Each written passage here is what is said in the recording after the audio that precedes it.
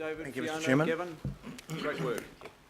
Now we'll go to 14, which is the submission on the draft GPS for land transport, and you'll find that on page 123. It is. Welcome, Very nice Quentin, PowerPoint. It should Phil, go through. Josh. We've read the submission, of course, and I'd like to acknowledge the reference group, myself, Councillor Wayne Walker, Councillor Linda Cooper, Richard Hills, Councillor Richard Hills, local board chairs, Greg Presland and Shane Henderson and Pippa Coombe and David Holm for supporting us all and making sure we got the right submission in. Quentin, we've read it. Do you want to highlight? I think you've got a short presentation and highlighting the important points. Yours. Thank you, Chair. As you all remember, at the last Planning Committee meeting, there was a political reference group established, and the draft submission has been prepared in consultation with that group. And I would like to firstly just have a thank you to that group. We had a very condensed time frame, and they've been very flexible, and they've contributed quite valuably to that. So I really do appreciate those members and those councillors and board chairs for their work. I have a short 4-slide presentation, which just to touch on those key points. The first slide is. Okay.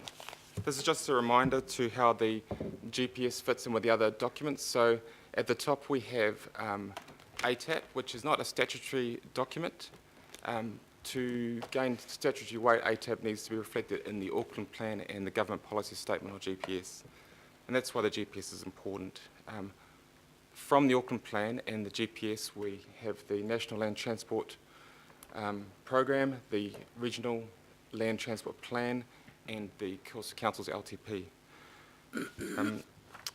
The GPS has two major functions. Firstly, outlining the government's policy, strategy and priorities, and secondly, the GPS also allocates funding to specific activity classes. And just as a matter of context, I've got these graphs to remind us all of how fast Auckland is growing. The three charts show us the rapid growth in Auckland. So on the left, the two charts are what has happened. The top one is the recent rapid growth in population, and the bottom on the left is the increased congestion as a direct result of more traffic movements in Auckland.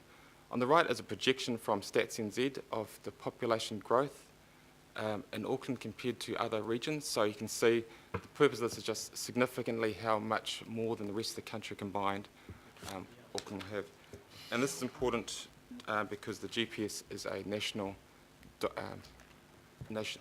document for funding, so it's important to put this into context. And then secondly here, these two slides are to remind us about safety and funding. So on the left, we've had decades of improved safety and reduced road fatalities and serious injuries. In the last few years in Auckland, that trend has changed.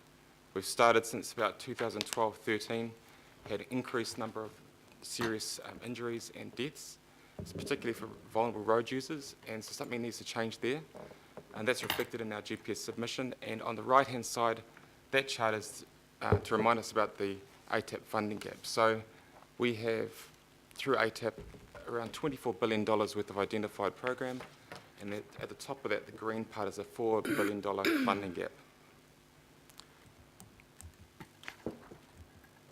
And then finally, just to the key points of the key submission points that we've put into the draft submission. So while the GPS does recognise the need for and support growth, it acknowledges the Housing Infrastructure Fund. The emphasis on growth is important given the scale of investment required to enable and support Auckland's growth. Auckland Council has struggled to get NZTA co-funding for these projects, and it slows down our ability to provide housing. So that's one of the real big reasons why we want to invest in transport on the periphery especially, is to enable more housing in Auckland. That's been a little bit tough in the past, so we're hoping that GPS can improve that situation. Secondly, safety. As discussed, performance in this area has been declining in recent years. The submission focuses on the need to give safety greater priority when trade-offs are being made so that further progress is possible.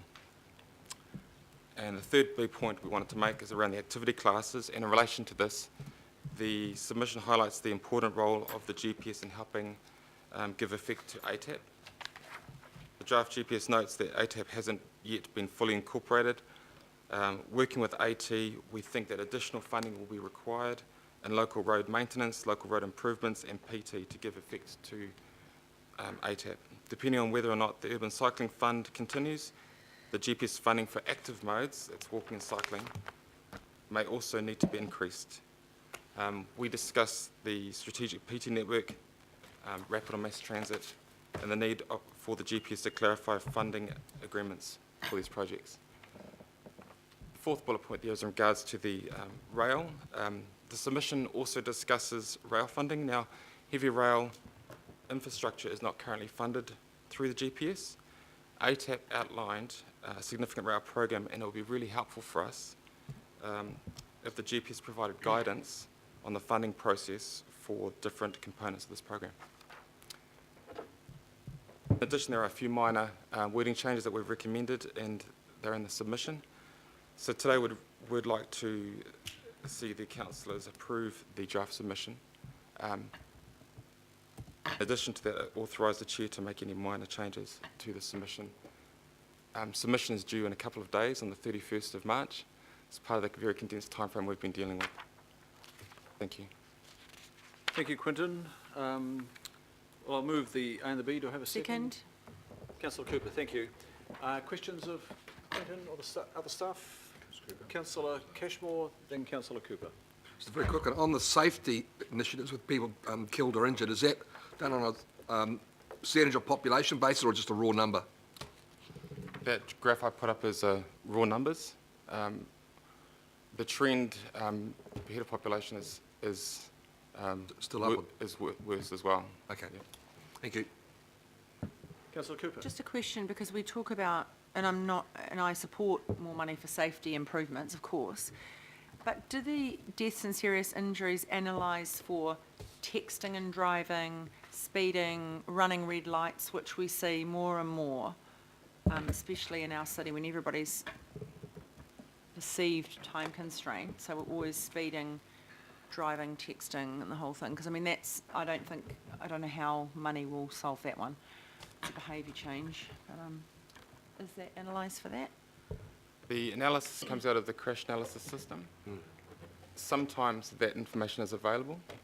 I've seen some data extracted from that, but we can't always know the exact cause of those crashes, particularly with the vulnerable road users walking. Okay, but how do we then know if those accidents or deaths are caused by the need for physical safety improvements? I think to answer that, the key points in this submission are it's not just about the amount of money we spend, it's also about identifying high-risk areas and doing something about those. Now, that won't make a difference to everything, Right. But hopefully it will either avoid crashes and deaths and serious injuries resulting from those or minimise the impact of those. And I think the key point that we've made from our discussions with Auckland Transport is currently they often struggle to address even the most high-risk intersections because of how safety is weighted up against other outcomes. And I think we're saying that if you want to keep on the decades-long path that was heading in the right direction, we're going to need to start looking at those trade-offs in a bit of a different way. Thank you. It won't solve everything, but... No, have a good crack. Thank you. Councillor Watson. Yes, thank you. It's a very good submission, and I don't want my question to detract from that, but it's just the language used and the intended audience. I'm assuming it's people who are experts in the transport field, because just in the section on congestion, the statistics, while very precise from a layman's viewpoint, tend to understate what we see happening on our networks all the time. You know, for instance, the things like the arterial routes increasing congestion from 18 to 24%, I don't need to worry that, you know, the tipping point of the whole system that we kind of experience daily will emerge fully to our readers of this because of the nature of their expertise. The submission goes directly to the Ministry of Transport, and yeah, we have constant discussions with them on these sort of things, so we're confident they'll understand the. Good. I just, some of the language used by the commuters out there will be a little bit more blunt. Yeah. I mean, I think in that point we did try to emphasise that while it looks like 6 percentage points, that's a quarter again or a third again of the network that wasn't congested, which is now congested in the space of 3 years. That is a pretty big change. Councillor Hulse? Oh, no. Then Councillor Muckley. Thank you.